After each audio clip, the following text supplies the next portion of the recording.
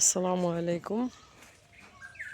শুভ সকাল। সকাল সকালে একটা ভিডিও করতেছি, কারণ আজকে রাত্রে বৃষ্টি হয়েছে। দেখি আমার ফার্মের কি অবস্থা। এই হলো আমার ফার্মের অবস্থা।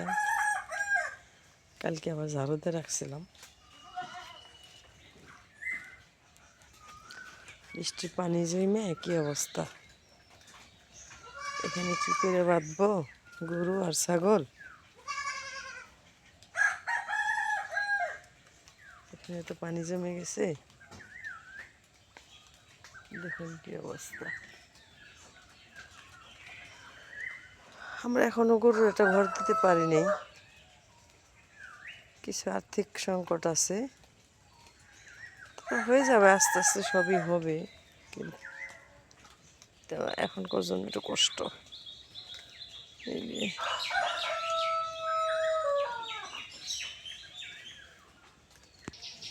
এখন আমাদের কি কাজ করতে হবে, তাহলে এই কাজটা করতে হবে। এটা ঝাড়ু দিয়ে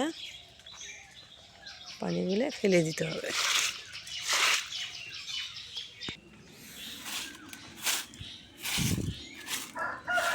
ক্লিন করে দিলাম, এখন আর পানি নাই,